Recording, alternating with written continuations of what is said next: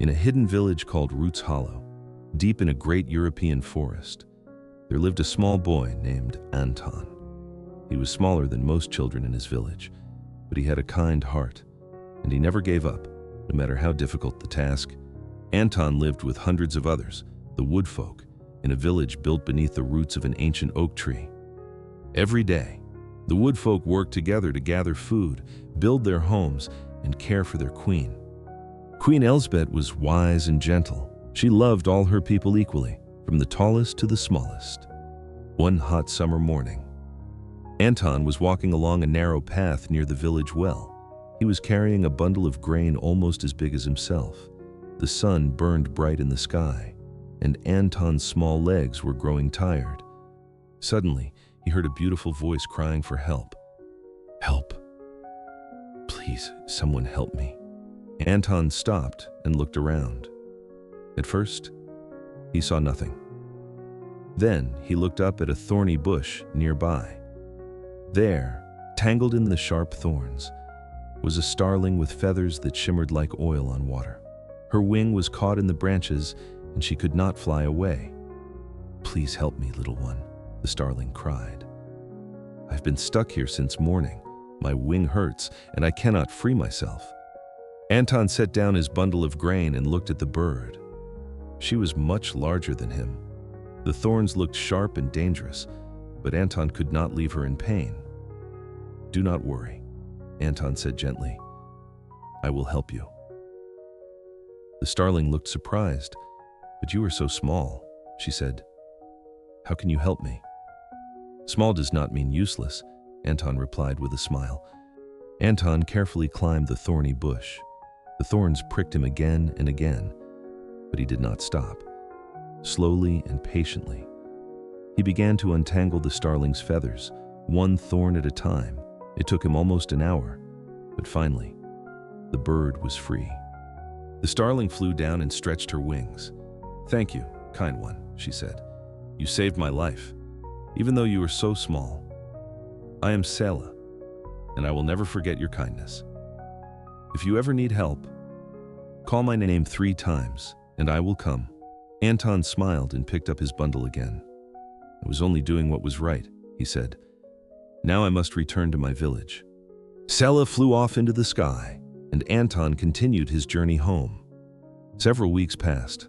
Life in the village was peaceful and happy. Then, one day, something terrible happened. A group of royal soldiers arrived at the edge of the forest.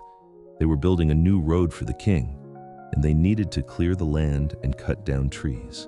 The ancient oak, where Anton's entire village lived hidden among the roots, stood directly in their path. "We will cut down this old tree tomorrow," the head soldier announced. "Everyone stay clear of this area." That night, the village was filled with fear and sadness.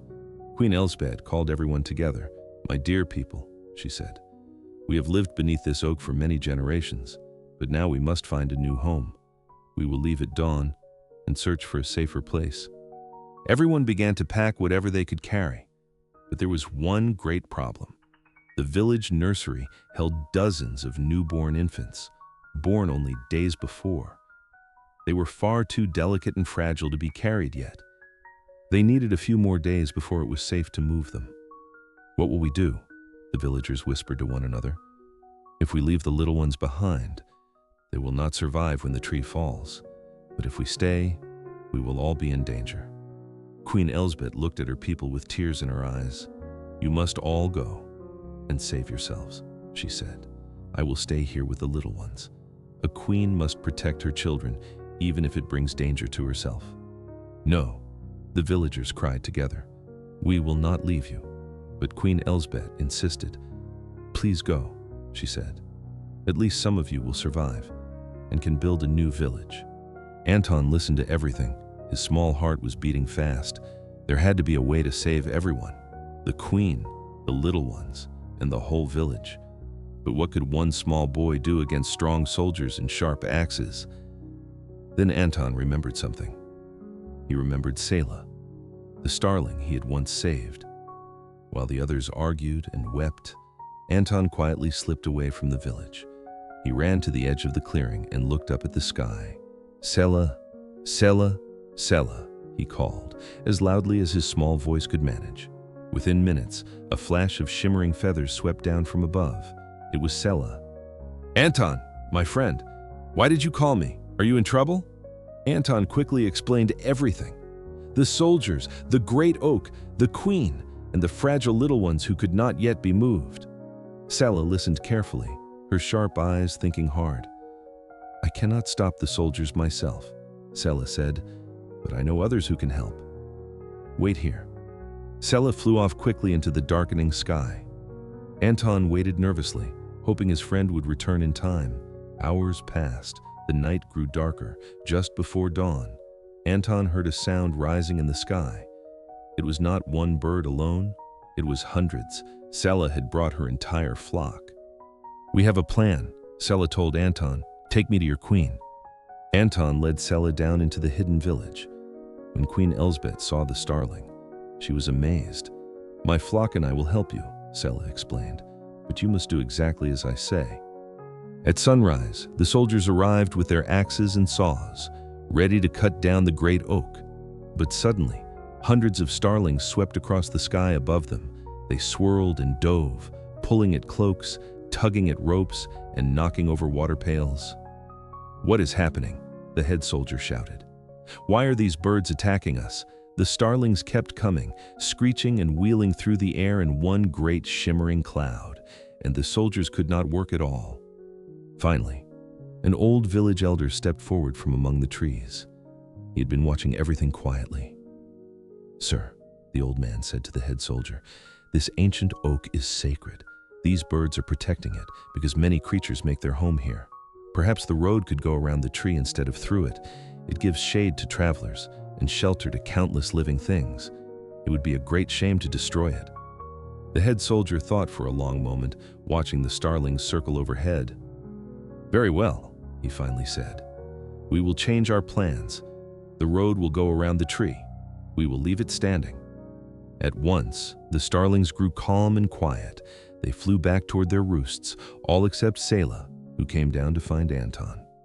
Deep beneath the roots, Queen Elspeth and all the woodfolk were safe. When they heard the news, the whole village celebrated. The little ones would be safe now, and the village could go on living beneath their beloved oak. Queen Elspeth called Anton to her chamber. "You saved us all," she told him. "Your small act of kindness toward a stranger brought about something far greater than any of us imagined. You have shown us that no act of kindness is ever wasted, and that no one is too small to make a difference." From that day on, the story of Anton was told to every young child in Roots Hollow, and the ancient oak still stands today, home to the woodfolk, the starlings, and countless other creatures, all living together in peace. Remember this always: no act of kindness, however small, is ever wasted. Small actions can lead to the greatest results of all.